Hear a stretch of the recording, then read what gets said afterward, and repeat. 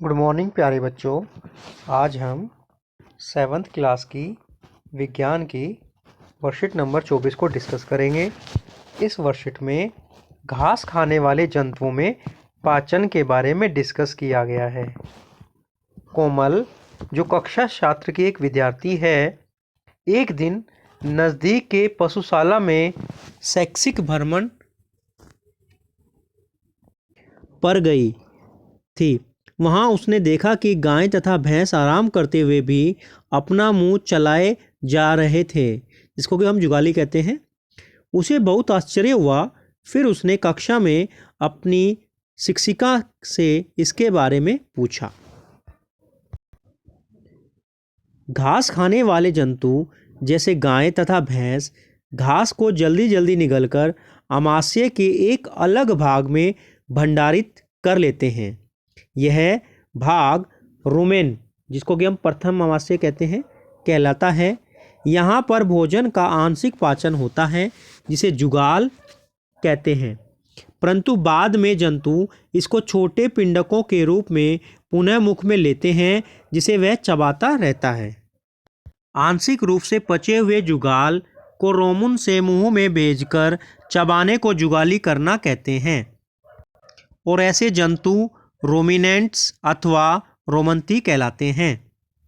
तो बच्चों, आप इस डायग्राम में देख सकते हैं, ये वाला पार्ट है रुमेन। तो यहाँ से जब घास खाती हैं गाय या भैंस, तो यहाँ पे उसको स्टोर कर लेती हैं और बाद में इसको ले बाहर निकाल करके मुंह में ला करके उसके जुगाली करके फिर इसको आगे ट्रांसफ़र किया जाता है। घास में सेलुलोज की प्रचुरता होती है, जो कि एक प्रकार का कार्बोहाइड्रेट है। रोमिनेंट्स में क्षुद्रांत एवं बहिर्दांत के बीच एक थैलीनुमा बड़ी संरचना होती है, जिसे अंधनाल कहते हैं। भोजन के सेलुलोज का पाचन यहाँ पर कुछ जीवाणुओं द्वारा किया जाता है, जो मनुष्य के आहार नाल में अनुपस्थित होते हैं।